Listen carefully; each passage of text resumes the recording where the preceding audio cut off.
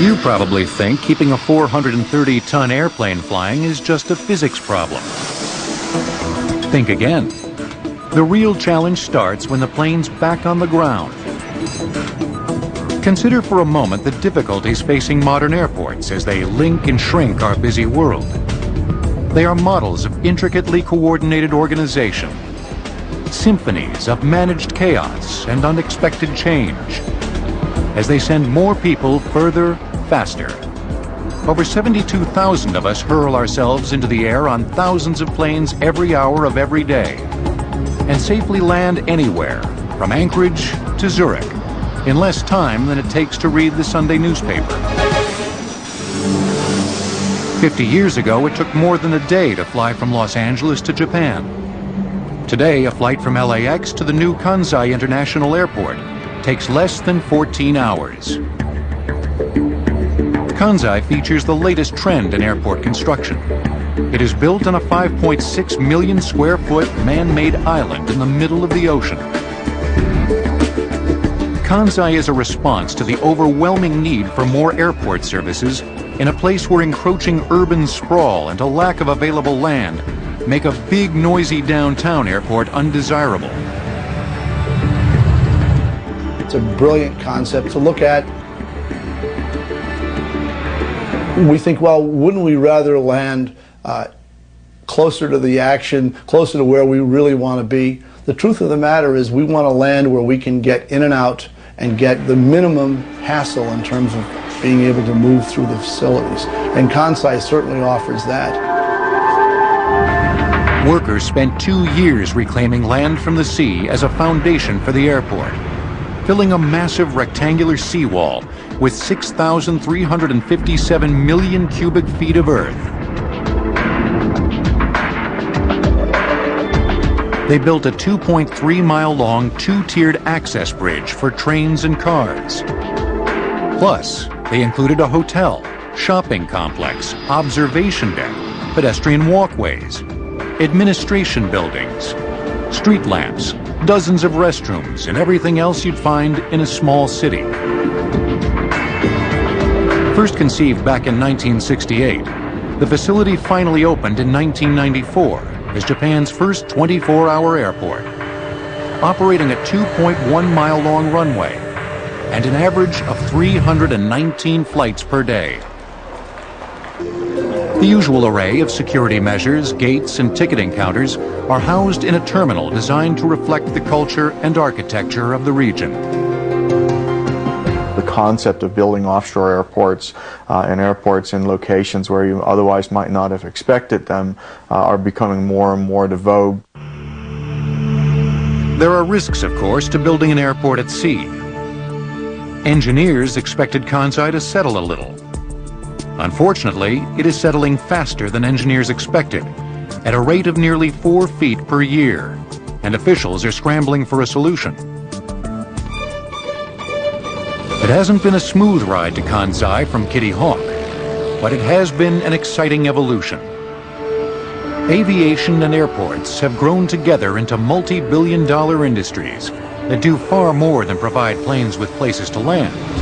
But that's how they began at the turn of the last century.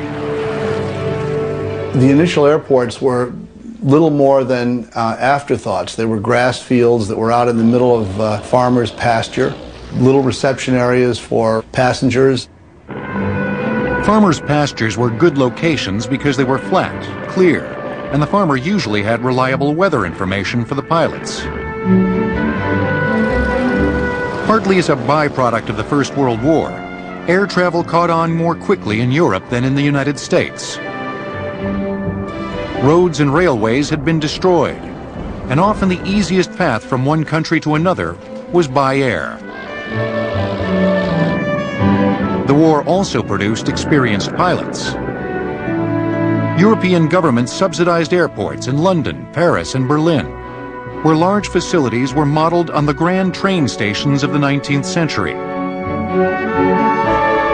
Passengers merely walked from a large foyer out to a single gate or onto an open field.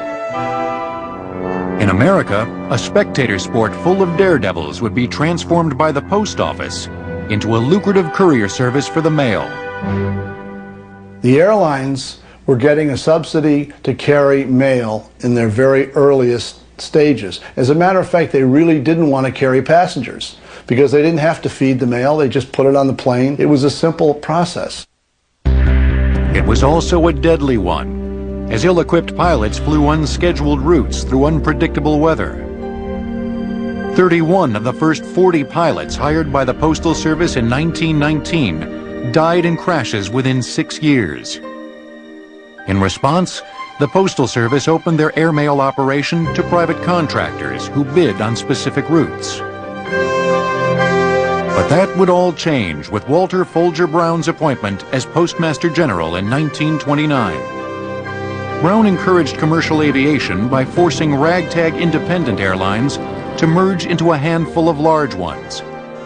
When he took over, there were about 42 little airlines in the United States. He said, we want a proper national system.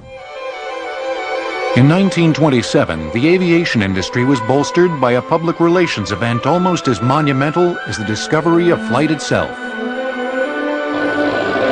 This is Lowell Thomas in New York. He made it. Charles A. Lindbergh, Lucky Lindy as they call him, landed at Le Bourget Airport, Paris at 5:24 this afternoon. Lindbergh became the first person to fly solo nonstop across the Atlantic, landing in Paris in his Spirit of St. Louis on May 21st, thus opening the age of transatlantic international air travel. What Charles Lindbergh did for commercial aviation has been, to a large extent, overlooked. He'd take his Spirit of St. Louis into a town. He'd land at the farmer's field at the edge of town, be escorted to the steps of City Hall. The mayor would come out and hand Charles Lindbergh a key to the city, and in most cases, a week, a month later, the city would float a bond for $500,000 and build an airport. But what exactly was an airport? Was it a kind of train station? An open field? As land became more scarce and more costly, it became obvious that you couldn't have these very large land sections dedicated strictly for an all-field type of airport, and so therefore the whole runway concept was developed. But where to put the runway? In 1929, the Lehigh Portland Cement Company sponsored a competition that produced some curious results.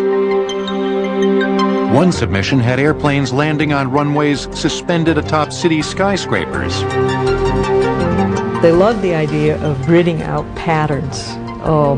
And so there's aesthetically wonderful patterns, stars, spokes. The designs that appeared in this airport competition are done by architects, for the most part, who had no experience in airport design and also never seem to have been hired since. Landing airplanes on top of skyscrapers may have been far-fetched, but landing them on water soon became commonplace. During the early 1930s, the epitome of passenger plane travel was the luxurious flying boat, an innovative airplane that used its smooth, reinforced underbelly to take off and land. All one needed was a few hundred feet of calm seas and a dock. In fact, the very first passenger airline actually started as a seaplane service in St. Petersburg, Florida. And in the early days, the seaplanes were very popular. Miami's Dinner Key became America's very first international airport, offering trips to southern international destinations on Pan American Airlines. In fact, the original terminal at Dinner Key was a houseboat. One prominent visitor to Miami's Dinner Key was New York's Mayor Fiorello LaGuardia, who wouldn't be satisfied until his city built the greatest airport in the world. International passenger service was burgeoning in Europe between the wars. In Hamburg, Germany, for instance, an innovative brick terminal was handling 62 passengers a day when it was completed in 1929. Efficiency and organization became a keystone as architects built new airports in places like Germany, France, and England. This attention to efficient traffic flow was apparent at London's Gatwick Airport, which opened for international passenger service in 1936. The lovely thing about Gatwick, and it should be pointed out that the original Gatwick terminal was a modern miracle, in that it didn't take a long distance to get from the front door to the airplane, that it had a circular design, much like a beehive at the end of a finger, and it had covered walkways out to the airplanes. It had many of the elements that you see today in a modern airport. The Beehive Terminal allowed a plane landing at Gatwick's open field runway to park at one of many gates, rather than one or two gates that handled Gatwick's roughly a dozen daily flights. It also included telescoping canopies that could protrude from the terminal out to a loading airplane, like a spoke on a wheel. This innovation kept passengers protected from the elements, evolving into the loading ramps used today. Access to the Beehive was through an underground walkway. Critics complained that the circular gate left no room for expansion, but in fact, the design allowed for multiple beehives throughout the airport. In America, New Jersey's Newark Airport was the world's busiest in 1935, with 30 flights a day. Handling only domestic flights, Newark was not an international airport, but it inadvertently inspired one. Newark Airport was the aerial gateway for New York City. In fact, Mayor LaGuardia had a flight on American Airlines from Chicago in 1937, and he landed at Newark, and he told the pilot, "No, my ticket says New York, and I want you to take me there." So they took off from Newark and flew. It was a press gag, of course, but they flew to Floyd Bennett Field. Floyd Bennett Field was New York's official airport, but it was further from Manhattan than Newark was, so the Postal Service used Newark for its airmail into New York. LaGuardia wouldn't stand for that. Make no mistake about it, this airport was not going to be denied. Mayor LaGuardia was going to build this airport, and there was no question about it. LaGuardia hired the architects who designed Dinner Key in Florida. The Art Deco flavor of that earlier airport would be repeated in New York's new municipal airport, 8 miles from the city. The circular marine air terminal was positioned on the shore to handle the luxurious seaplane flights. The planes would float over to the back of the terminal dock by piers that provided walkways inside the rotunda. The airport also provided international travel via seaplane, as land-based passenger planes could not yet carry passengers overseas. The seaplanes traveled east to Europe with fueling stops at coastal ports in Canada, Greenland, and Iceland. New York City not only had a world-class airport, it had an international one. LaGuardia opened up the entire European landscape to scheduled air flights, as well as the domestic landscape to scheduled flights into New York. The airport also had a terminal for land-based domestic flights. Significantly, travelers at the airport were divided for greater efficiency. Departing passengers were upstairs, arrival passengers came downstairs. There was a clear definition between arrival and departing passengers. And of course, on the departure level were all the great services, the beautiful restaurant, the open terrace, they called it. It was a lovely affair. New York Municipal Airport boasted 2 nearly mile-long runways, handling 250 flights its first summer in 1939. On opening day, a group of skyriders flew above the crowds and memorably wrote, "Name it LaGuardia." It took the city council a couple of years to rename the airport LaGuardia, but it became a hotspot soon after it opened. Observation decks were busy day and night watching the airplanes come and go. Barbershops were here in the 30s. There were small coffee shops and intimate, cozy little areas at the airport to sit and have a quick drink before a flight.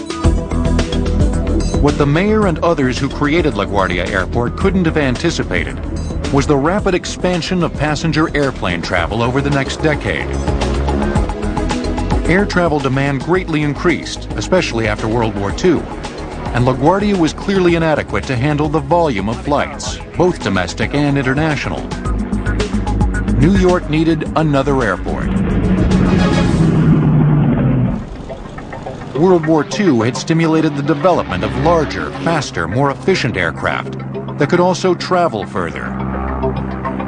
Redesigned after the war, These new multi-engine planes not only carried more passengers on longer trips, they sounded the death knell of the elegant but inefficient flying boats, which carried only about a dozen passengers.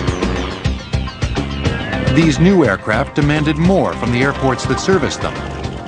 They sacrificed the ability to take off quickly in a short space, but by having longer runways and getting up a much higher speed to take off, they could carry heavier loads. And the length of runways began to grow. And by the end of the Second World War, you had to have at least a mile of runway if you were going to hope to be recognized as a class airfield. Airports in Europe also expanded to accommodate the new planes. Amsterdam's 30-year-old Schiphol International Airport, for instance, was destroyed during the war but rebuilt and reopened in 1946, ready for the larger planes. In addition to refurbished airports, brand new airports, like England's Heathrow, 15 miles from London, met the international demand. Within its first year of operation, airport planners speculated building 9 runways to handle all the traffic. They ultimately built 3. While Heathrow was being built overseas, in America, New York International Airport opened in 1948, in Jamaica Bay at the southeast end of Long Island, 15 miles from the city. Later renamed John F. Kennedy International Airport, it was enormous. Well, you could take all of LaGuardia Airport and fit it very neatly inside the passenger terminal oval at Kennedy. There's 600 acres here, there's 5,000 acres there. So there was the feeling that there was an endless amount of room to grow. But runway length was not the only difference between LaGuardia and JFK. Instead of a single passenger terminal serving a host of airlines, JFK pioneered the airport city concept, with each airplane building its own terminal. It also had its own police department and its own electrical power plants. The most interesting thing about JFK International Airport was here was the ultimate expression of the airlines versus the railroads and the steamships. Every one of the carriers went out to that field and built their own statement. The buildings were designed with flair and a sense of destination and a sense of excitement. The 150-foot control tower, completed in 1952, was one of the earliest freestanding control towers, coordinating roughly 50 flights a day. JFK was America's busiest international airport throughout the 1950s. But the introduction of passenger jet aircraft in 1958 meant bigger planes and more flights. Airports would have to adjust to the jet age. The technology of flight advanced yet again in the 1950s, when passenger jets sent a shockwave through the community of airport architects.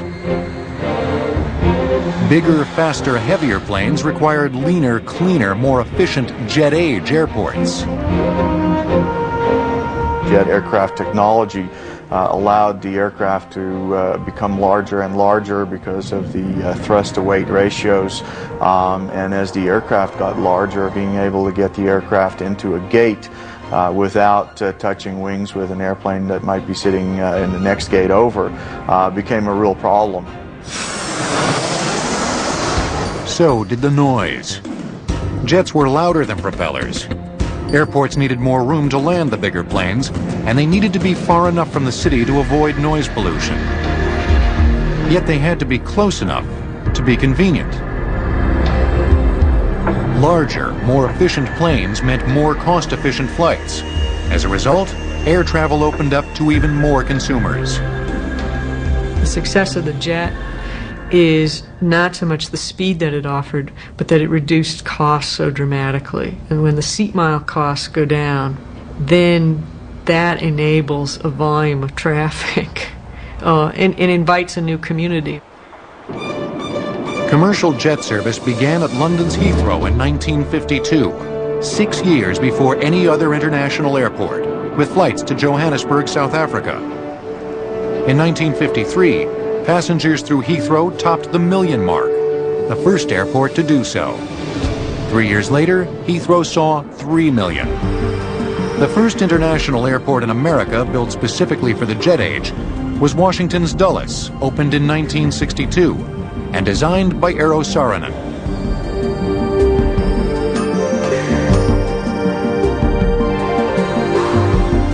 Three runways at Dulles were constructed of reinforced poured concrete, each over 2 miles long.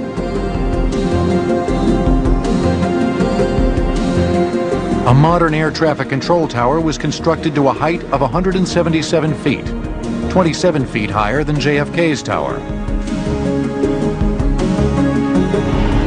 Dulles also pioneered the use of traveling lounges, or people movers, to ferry passengers more efficiently to their gates. Instead of trying to put a lot of people in a gate situation and jam them in, you could move people onto these people movers that would take them out to the aircraft waiting to board to take off. So it attempted several different technologies which have become, in one way or another, commonplace at airports all over the world. Situated more than 25 miles from Washington, D.C. on 10,000 acres, the airport was planned for rural Virginia to reduce noise pollution and provide the extra room required by jets. However, communities soon sprouted up near Dulles, as they often do around airports, to take advantage of opportunities the dramatic new airport would inevitably generate. Saarinen's startling design included a roofline that swept dramatically up in a metaphor of flight.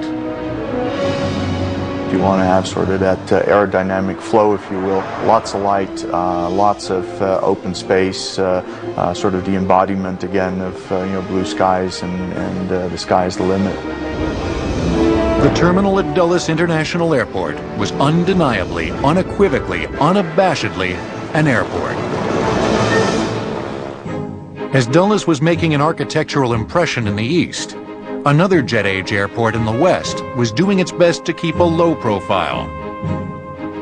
Los Angeles International Airport, or LAX, began in the teens as an airfield in the bean fields 18 miles west of downtown LA, but quickly grew after the war. Expanding into an international airport in the late 1950s, it took a radically different approach to architecture than Dulles. I've often referred to this airport as an airport without any exterior architecture.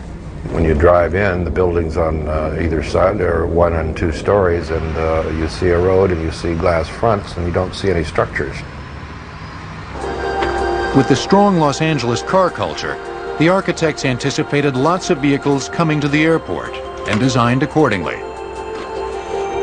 Traffic is mitigated by LAX's innovative horseshoe-designed roadway that passes separate terminals aligned in a row.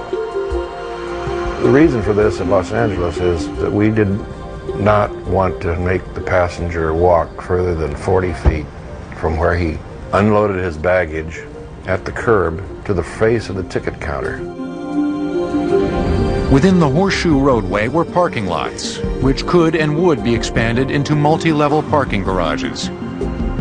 The design was so effective at controlling traffic that it took some observers by surprise. When we opened in 1961, the LA Times especially came out and photographed the empty streets and talked about the fact that we'd overspent of the $20 million for the terminal. In the ensuing 20 years, population and travel went up, airplanes got bigger, and more people were traveling. Then in 1982 it was, we built the second level. Los Angeles improved on the old LaGuardia concept of dividing arriving and departing travelers by separating them before they even got out of their cars. At LAX, departing travelers are sent to the upper level roadway and arrivals to the lower roadway.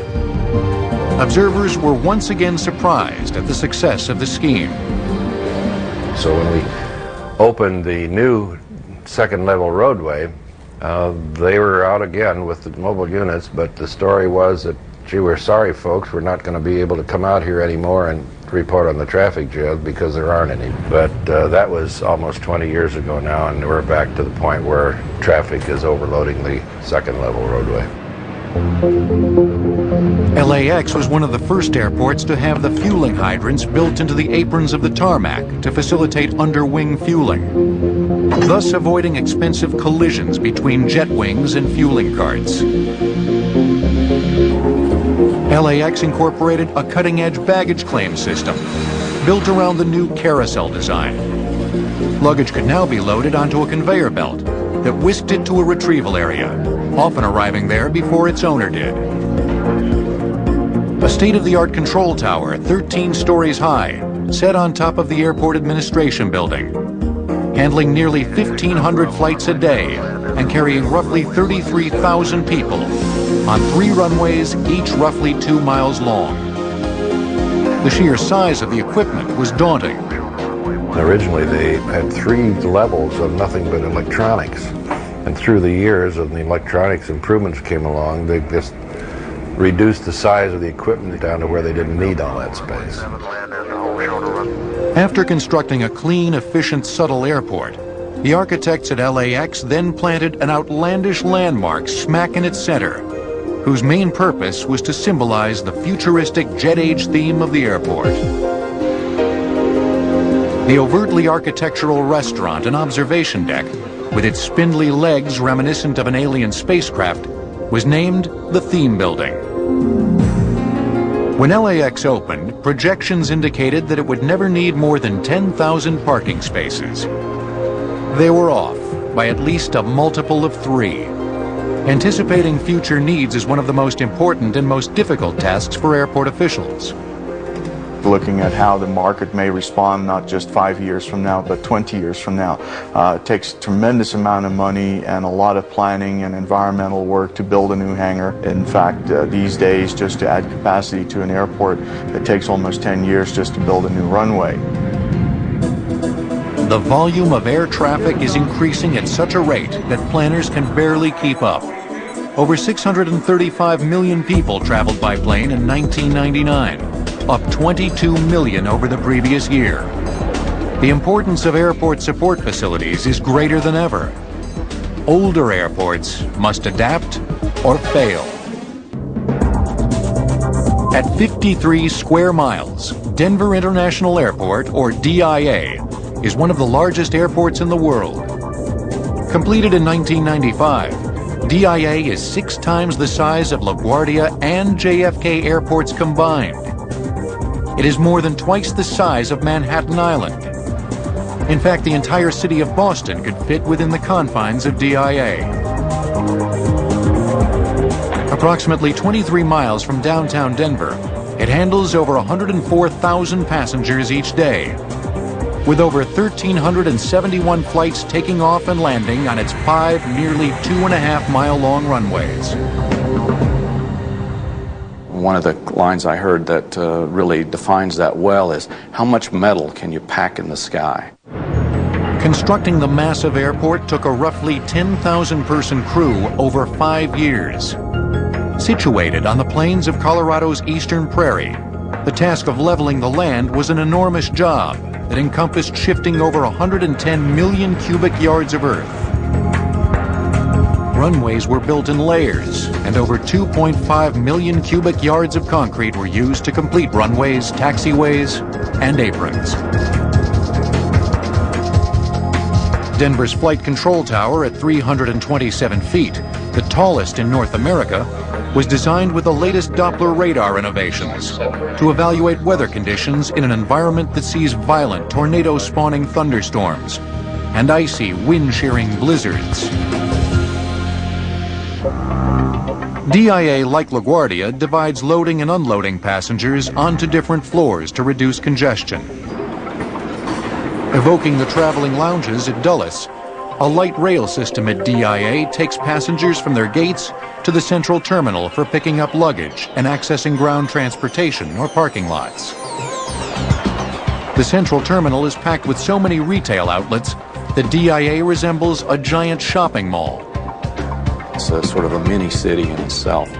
There are 25,000 plus employees at the Denver airport, for instance. And so there's a need for everything you can think of, from nurse stations, a doctor, a chapel, meeting spaces. DIA's architects not only made the airport gigantic, they went one step further and made it an icon, one of the most instantly recognizable airports ever built. We were very careful to try to incorporate something of this region. And so I searched long and hard for inspiration for something that said Colorado, said the West. And the thing that, for me, that kept being there was the mountains. The mountains are very unique in this area of the country. And so the sort of ridge shapes or peaks and valleys that we created with the roof there was inspired by the mountains. And I think it kind of folds into the aspect of making buildings unique and different for the place. With an outer shell made of waterproof Teflon-coated woven fiberglass, the roof membranes comprise over 15 acres of white peaks, which reflect 90% of the daylight. The remaining 10% of daylight sufficiently lights the interior of the terminal during the day. Amazingly, the roof membranes weigh less than 2 pounds per square foot and neither conduct nor store heat. The airport cuts quite a profile alone out on the plains. Incredibly, despite its size and newness, DIA is already becoming inadequate. Some people complain that there isn't enough parking, and efforts have been made to increase the facilities. Others complain that it's too far from the city, and efforts are being made to design better access. Still others say it won't be able to handle increased traffic, up more than 20% since it opened its doors in 1995. Finally, some complain that there is always construction taking place. And not just at Denver, but practically everywhere. Airports never seem quite finished. One of the things that we have to keep in mind when we're designing an airport is that the life of the building is going to be over a long period of time, maybe 50 years, maybe longer. But over that 50-year period of time, we're going to see a lot of changes. And so to be able to create a building that has lots of flexibility in the future is paramount in the design of an airport. In Europe, expansion at 50-year-old Orly International Airport in Paris did not prevent the need for a brand new airport, which opened in 1974 as Charles de Gaulle International Airport. Anticipating jumbo jets in its design, de Gaulle nevertheless expanded in 1983, 1989, and again in 1994. Closed to commercial flights during World War II, London's Gatwick reopened in the 1950s to steady growth and expansion despite continuing as a single runway airport. Today, Gatwick sees roughly 30 million passengers a year through its terminals. Amsterdam Schiphol, which saw renovations in the 1960s, 1980s, and 1990s, also averages 30 million passengers a year. In America, JFK's airport redevelopment, the largest ever, will cost over $9 billion and includes a light rail system linked to the city's subway and railroad. New and renovated terminals will spruce up the aging facility. Dulles enlarged its main terminal, opened new concourses, and added gates to handle traffic, which rose 26% between 1998 and 1999 alone.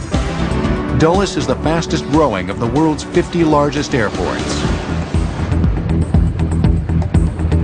LAX plans to improve with freeway and railway extensions, a people mover, a new terminal, and more parking. LAX, like all airports, is imperfect.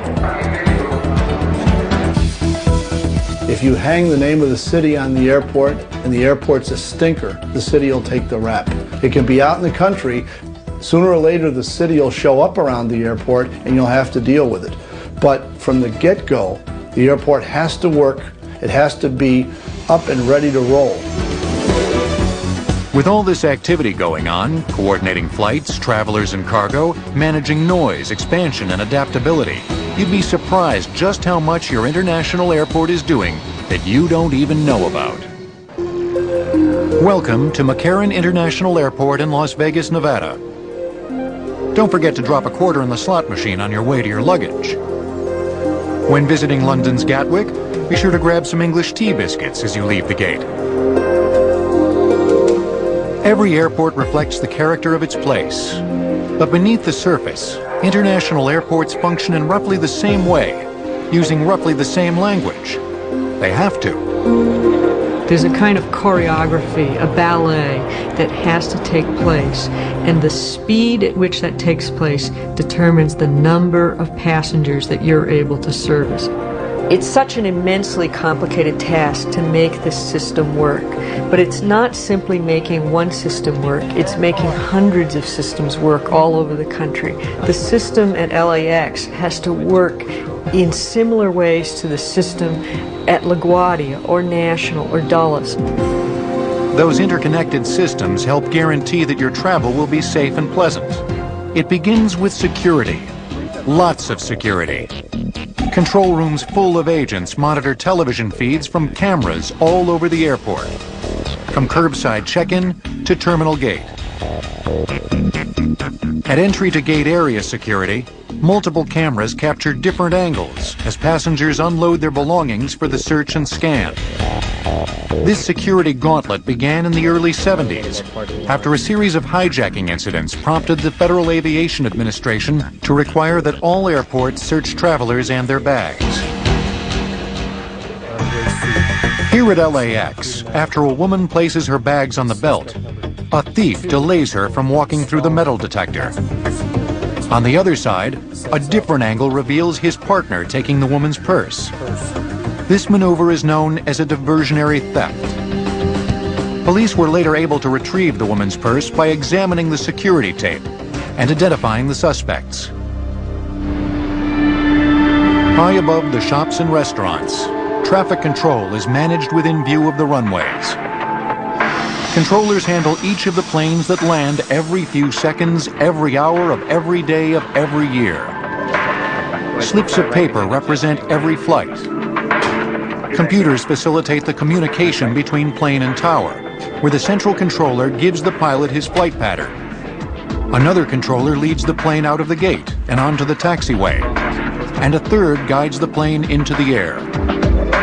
They are absolutely the most valuable element at the airport. We operate 2,000 operations here. That's 1,000 airplanes landing, 1,000 airplanes taking off on a daily basis. The timing, the preciseness, the scheduling of all that, and their ability to manage that is really quite amazing.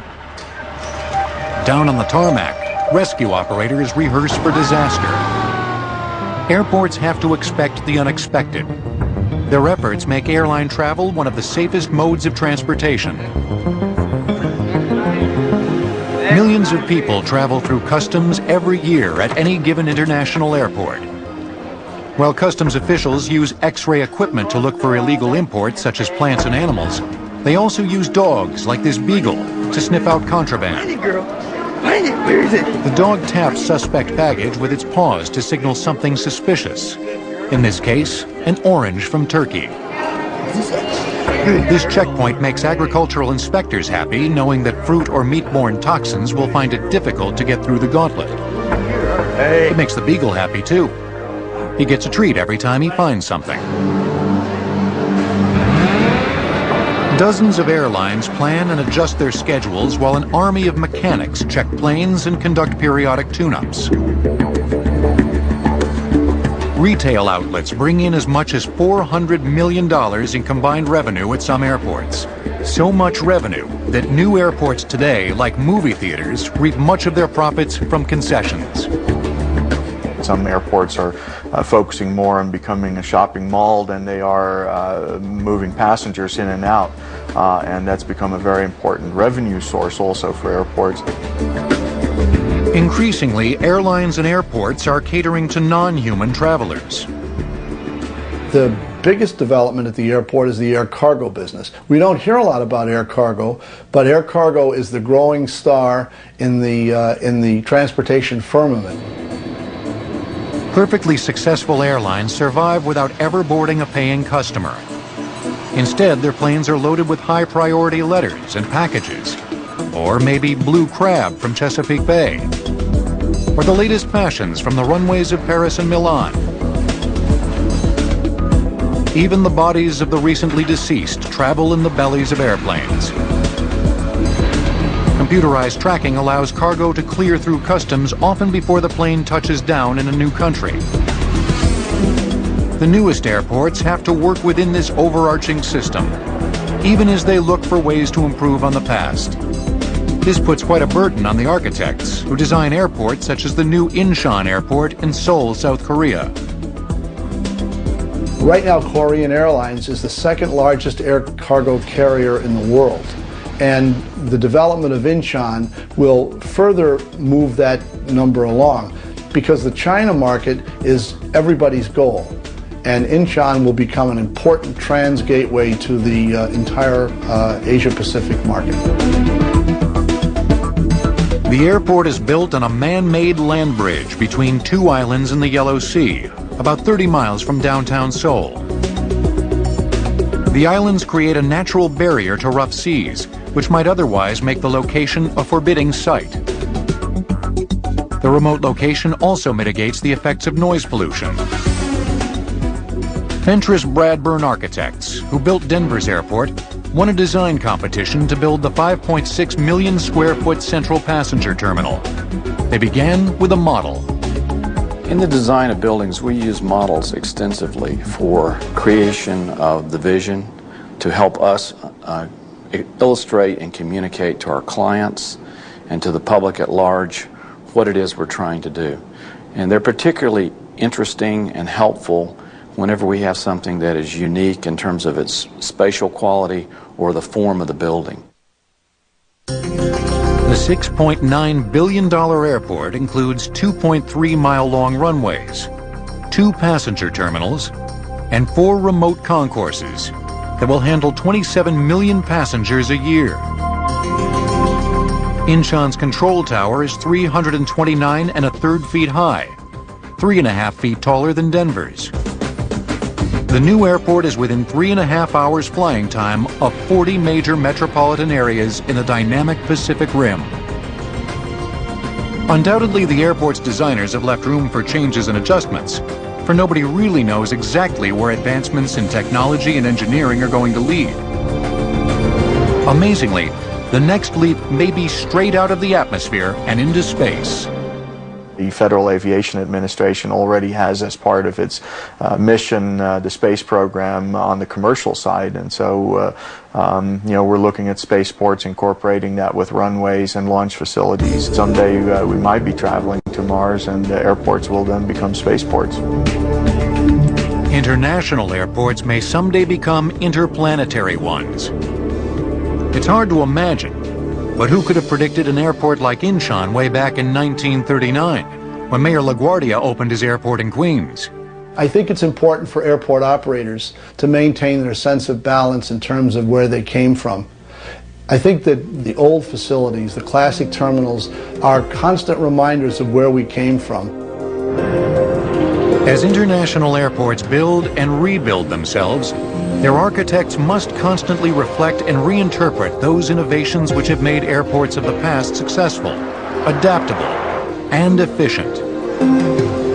No longer modified train stations, international airports have evolved their own style, their own majesty. They are the first exotic destination on our far-flung journeys.